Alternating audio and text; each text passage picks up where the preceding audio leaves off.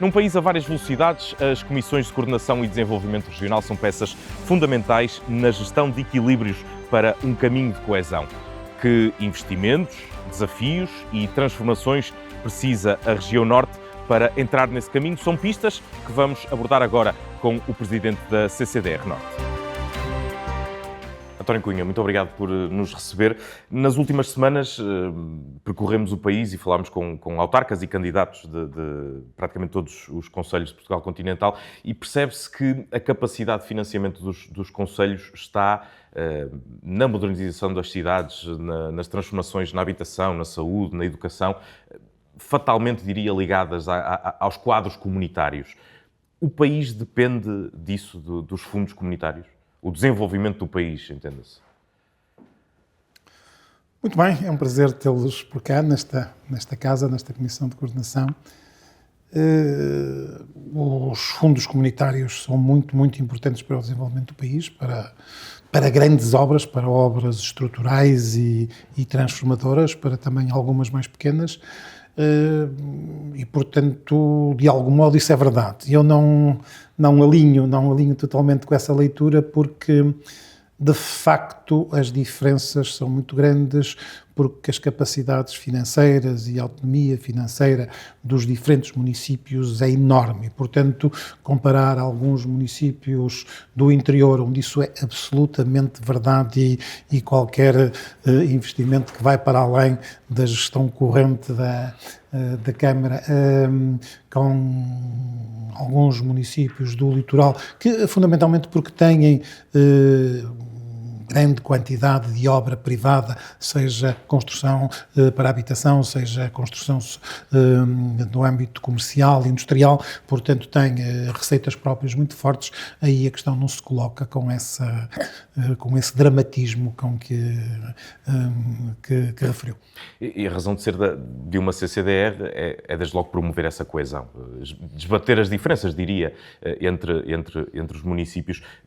Portugal é outra das questões que surge muito associada aos trabalhos das Comissões de Desenvolvimento. Faz um bom uso dos recursos europeus? As Comissões de Desenvolvimento, as Comissões de Coordenação e Desenvolvimento Regional têm tradicionalmente funções e historicamente funções muito ligadas ao planeamento do território e ao ambiente e, portanto, é uma lógica territorial que está na sua origem e que ainda hoje é uma função muito significativa. Depois ganharam um protagonismo grande à medida que gerem fundos que são significativos, nomeadamente os programas regionais. E nesse contexto têm essa experiência. Como saberá, agora ultimamente, nos últimos 2 anos, recebemos também bastantes mais competências, nomeadamente ligadas à agricultura e agora está-se a processar, e à cultura, e agora estamos num processo de recepção de competências ligadas à educação. Quanto aos fundos europeus, a minha questão é inequívoca. A utilização dos fundos europeus é muito boa e o seu impacto é absolutamente inquestionável. Ao fim de bastantes anos de fundos europeus e de milhares de projetos financiados, conseguimos identificar casos de projetos que não correram bem, certamente que se identificam por várias razões. Agora, a esmagadora maioria dos projetos são projetos absolutamente que nos orgulham e projetos que transformaram o país e transformaram a região, seja na educação, seja nas universidades, seja em algumas infraestruturas de saúde, seja, logicamente, em toda a estrutura viária de conexão e, se formos para os princípios dos programas europeus, saneamento básico, água, quer dizer, tudo isso teve um impacto transformacional. As nossas cidades, as nossas vilas, comparadas hoje o que eram há 30 anos atrás, só alguém que não queira ver é que não consegue ver que a transformação foi enorme. É evidente que haverá sempre leituras diversas, haverá sempre dizer que se podia fazer melhor. em qualquer processo se poderia fazer melhor, em qualquer um, em qualquer processo das nossas vidas poder-se sempre fazer melhor. É evidente também que eu gostaria que algumas pessoas pensassem o que é que teria sido se nós não tivéssemos estes apoios, porque a verdade é que nós tínhamos debilidades enormes, incluindo no nosso tecido industrial e no nosso tecido agrícola, e fomos capazes de fazer adaptações muito, muito significativas, e hoje somos uma economia muito aberta, muito exposta, com uma competitividade muito maior, e fomos capazes de resolver aquilo que me parece que é algo em que devemos ter um orgulho enorme, que é a questão educacional, os nossos índices educacionais, os nossos indicadores de habilitações de formação há 20 anos eram absolutamente envergonhavam-nos a sua comparação com as metas europeias. Hoje, e sobretudo se falarmos da população até aos 34 anos, Portugal deu um salto enorme, e o Norte, que há 20 anos era a região que tinha piores indicadores nesse domínio, hoje, portanto, tem dos melhores indicadores nacionais. Uma coisa diferente é falarmos da geração que tem 50 anos, 60 anos, onde os nossos níveis educacionais ainda são preocupantemente baixos, e esse assunto não conseguiu ser ainda resolvido. Agora, em termos educacionais, hoje somos um lugar procurado para investimentos de departamentos de engenharia, de centros de investigação, de grupos internacionais, portanto, somos um lugar onde se reconhece na Europa, onde há capital humano de enorme qualidade, e isso é o que nos deve orgulhar, e grande parte disso conseguiu-se também com verbas europeias. Isso ajudará a continuar a evolução do tecido produtivo e industrial. Agora refiro-me concretamente ao Norte, que a espaços ou em alguns locais depende exclusivamente de um tipo de produção, estando depois exposto a crises sistémicas, e eu lembro-me do têxtil que tem sido notícia por razões negativas, com alguns encerramentos de fábricas e com a população de alguns concelhos gravemente penalizada por via disso. O têxtil é um setor que continua a ser importante para a região, continua a ser importante para a região, não tem o peso relativo que teve no passado. Nós, há 10 anos atrás, as nossas exportações, o têxtil e o calçado juntos eram cerca de 30%, portanto, e hoje o valor é certamente inferior a 20%, dos dois juntos, uns 18%. Continua a ser muito importante do ponto de vista social, em termos de emprego, e sobretudo emprego nesse escalão etariamente mais avançado. O Norte tem protagonizado uma evolução interessante do ponto de vista económico, interessante porque do ponto de vista industrial tem, portanto, subido na cadeia de valor. Hoje a nossa principal exportação a indústria são componentes automóvel, ou indústria automóvel, e com mais de 20%, e temos alguns indicadores interessantes, por exemplo, um setor, embora ele ainda seja relativamente pequeno, que tem crescido mais nos últimos anos, são os equipamentos de precisão, onde se incluem máquinas fotográficas de precisão, ou lentes, ou coisas desse tipo. Temos também, somos um dos poucos locais da Europa onde se fabricam semicondutores, chips, portanto, e essa é uma evolução que queremos apostar e reforçar. Portanto, essa é uma das linhas do nosso desenvolvimento, de subir na cadeia de valor, o que é possível fazer porque temos capacidade de desenvolvimento de produto, temos capacidade técnica de desenvolvimento de produto e temos pessoal mais qualificado. Outra linha de desenvolvimento que tem acontecido é uma clara terciarização da economia. Nos últimos 10 anos, há um relatório nosso recente sobre isso, sobre a evolução do emprego nos últimos 10 anos a Norte. Portanto, o emprego cresceu de facto 300 mil pessoas, temos mais de 300 mil pessoas a trabalhar do que tínhamos há 10 anos atrás. Isso conseguiu-se em termos, portanto, vou falar em termos de número, mantendo praticamente o número de pessoas na indústria em termos de número é o mesmo, portanto, percentualmente baixou, mas o número de pessoas é o mesmo, o que para uma indústria que se automatizou muito, portanto, significa que o setor industrial continua a ter algum peso, mas o crescimento dessas pessoas, onde o crescimento onde se verificou foi sobretudo na terceirização. Hoje a terceirização aconteceu, a terceirização de serviços, as estruturas de investigação, as estruturas de engenharia, toda a nossa pleiade de centros de investigação ligados às principais universidades e, portanto, temos uma terceirização da economia que é muito, muito importante e hoje, portanto, o setor terciário já é mais importante do ponto de vista económico que o setor secundário.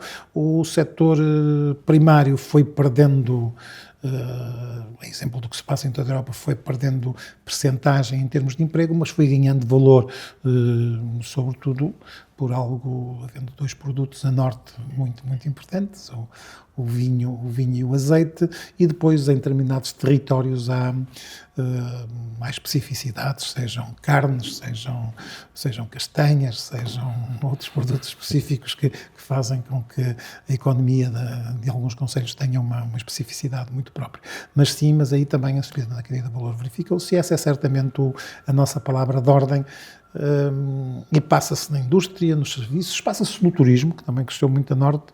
O que nós precisamos é de ser capazes de aquilo que fazemos, aquilo que produzimos, aquilo que vendemos, tenha um nível de qualidade e um nível de reconhecimento e de diferenciação maior para que quem o compra, quem o usa, quem o frui, esteja disposto a despender mais dinheiro por ele. Abordemos também outras questões ligadas ao desenvolvimento da região e concretamente na rede de transportes, na ferrovia, sobretudo o TGV, linha de alta velocidade, Lisboa-Porto Vigo. Isso será um desígnio, é estruturante para a região norte?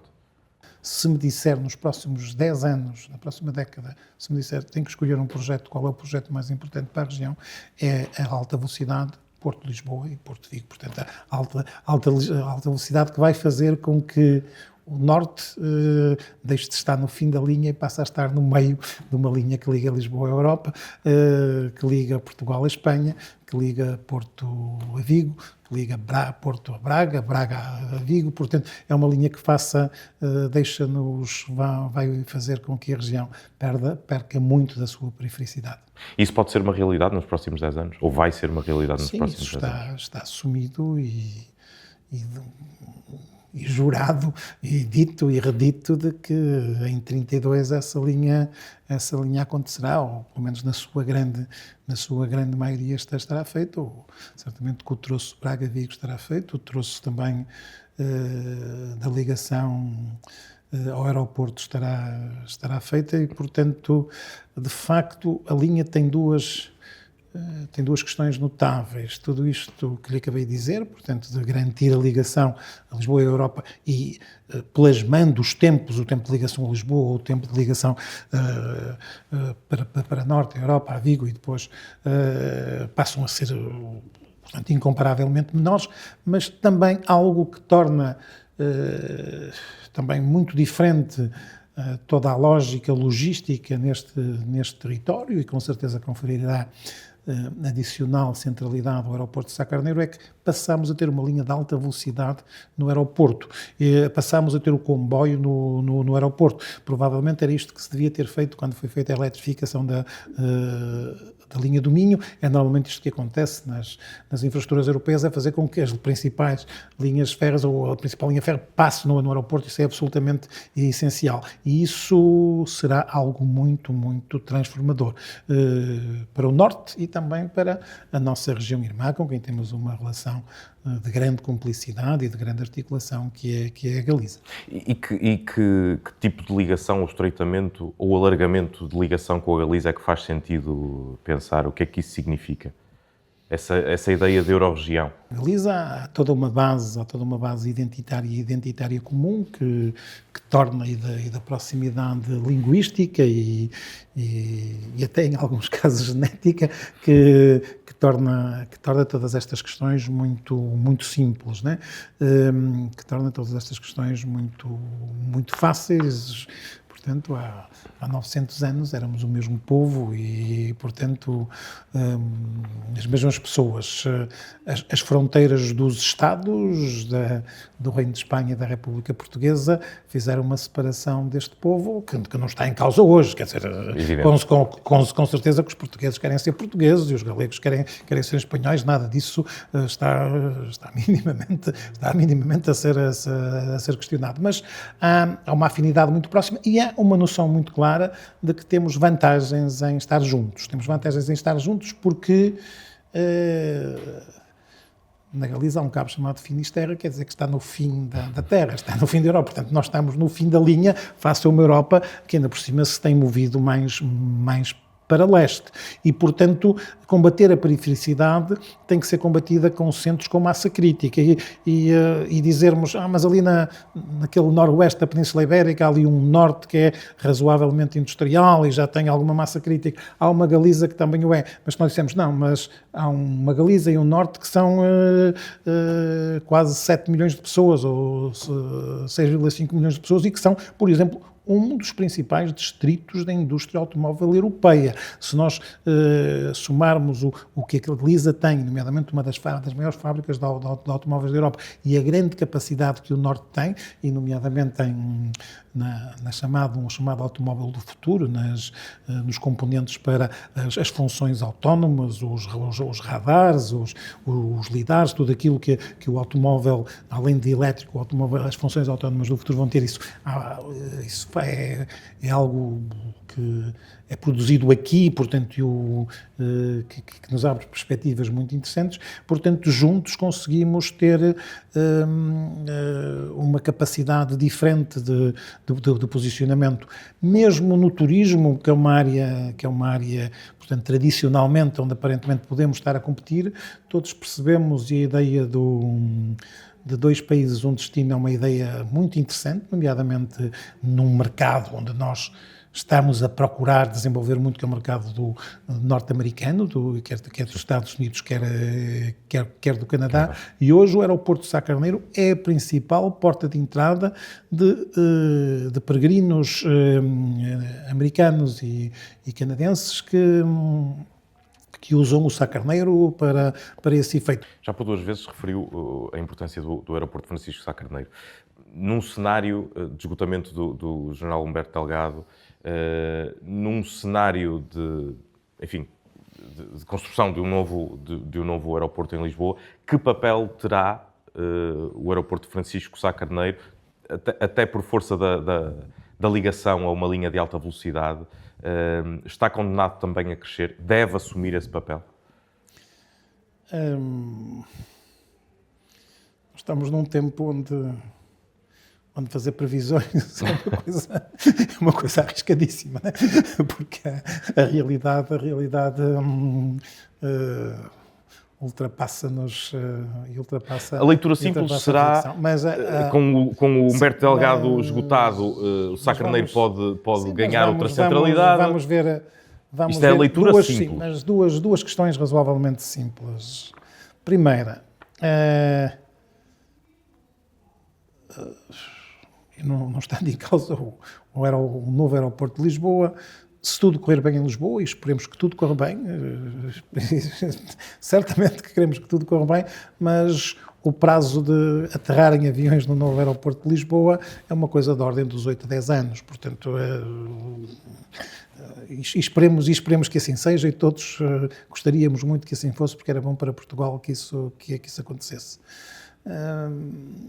Durante os próximos 8 a 10 anos, certamente que o tráfego aéreo vai continuar a crescer e, portanto, a capacidade de resposta de Lisboa, por algum crescimento marginal que o aeroporto tenha, vai com certeza ser questionada, e mesmo haverá sempre pressões de diversa ordem no sentido Estancar esse crescimento. Estancar esse crescimento, até porque os voos noturnos não serão possíveis e toda uma lógica que é conhecida.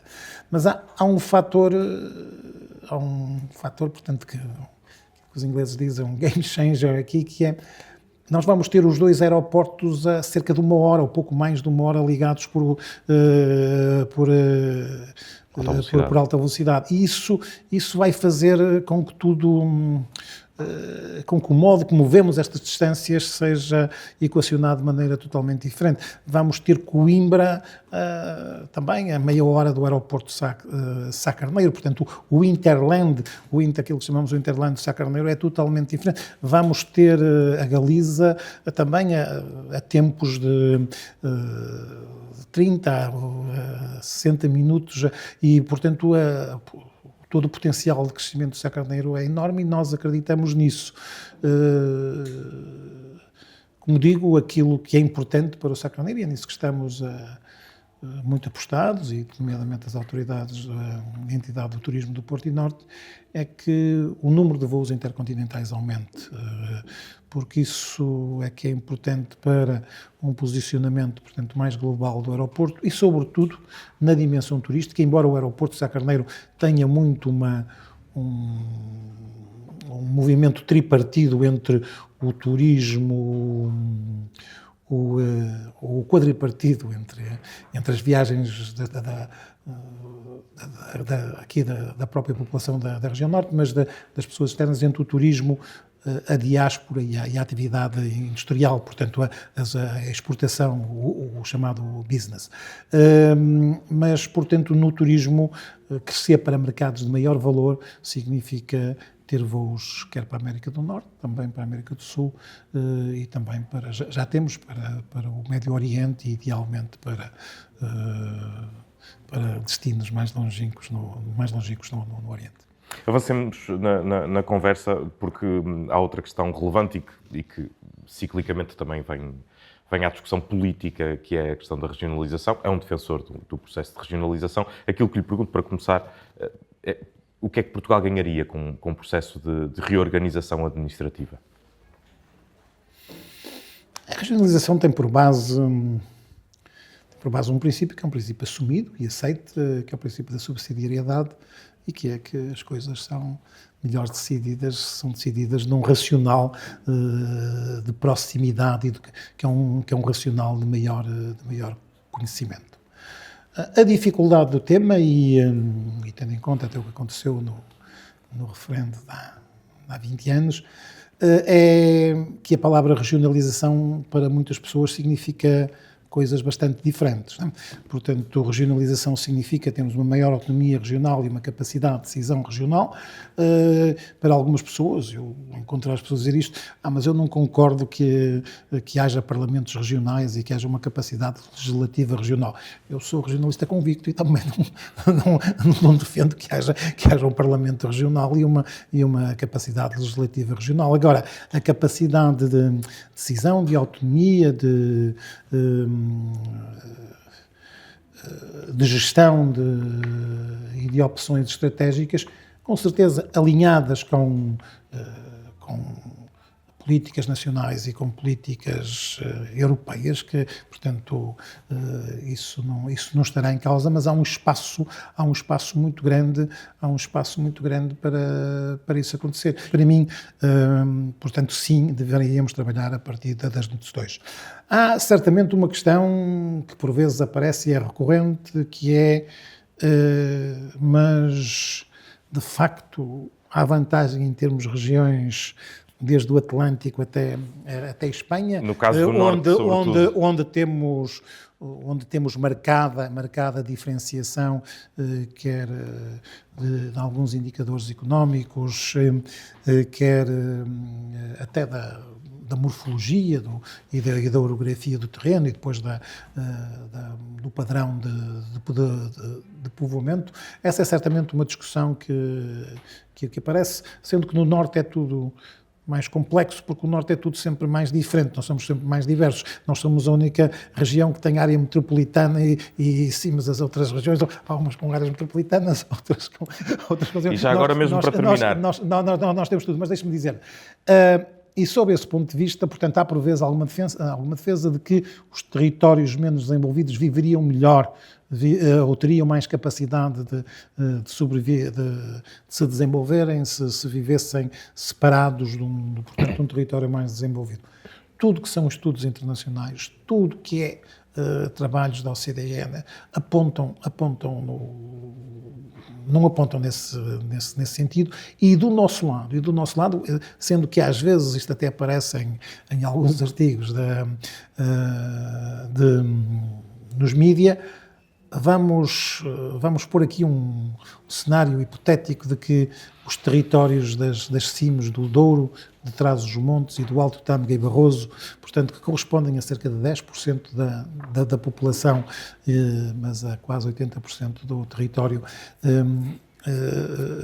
portanto, fossem uma NUTS 2 separada do Norte, e, portanto, houvesse um Norte litoral e um Norte interior, chamemos assim. As verbas, sobretudo, estamos a falar aqui a partir do programa regional e sobretudo de verbas FEDER, que esse território receberia, são menores do que as que recebem hoje. Nós não temos dúvidas disso, porque na construção, embora isto tenha nuances e dificuldades, porque é sempre mais complexo e eu vou fazer uma análise muito redutora, mas...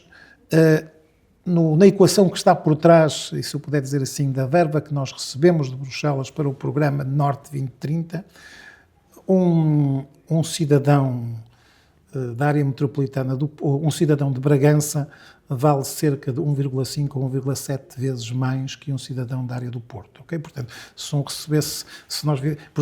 do modo como foi, de algum modo, calculado a verba que nos chegou, o modo como nós distribuímos é de um fator de 5 vezes mais e pode chegar a 7. Portanto, o facto de nós termos esses territórios, de facto, estarem associados, porque para dizer isto de um modo muito simples, esses montantes são fundamentalmente resultado de uma multiplicação entre a diferença entre o PIB do território e a média europeia e a população. O problema é que a população na área metropolitana do Porto é 1,7 milhões, portanto estamos a falar de muita gente e, portanto, o multiplicador é muito grande. Do outro lado, sim, o PIB é bastante mais baixo, mas nós estamos a falar de poucas pessoas, estamos a falar de todo esse espaço de 300 mil pessoas, portanto, a verba que essas pessoas receberiam seria sempre pequena, porque por muito que o seu indicador fosse mais baixo, estamos a falar de poucas pessoas. Faltava explicar isso em 98. Isto é uma falácia quando se diz que, e por isso eu não acredito, embora perceba, e tenho visto alguém defender isso, que seria bom haver uma divisão, portanto, vertical destas tiras em que nós estamos a fazer as regiões. Mas essa é uma discussão para avançarmos e mais volto a dizer, o que é preciso neste momento é fazermos com que a qualidade de vida das populações seja melhor. Muito bem. António Cunha, obrigado mais uma vez por nos ter aqui recebido, os desafios que o país tem pela frente, numa altura em que o mapa do poder local vai mudar no próximo dia 12 de outubro.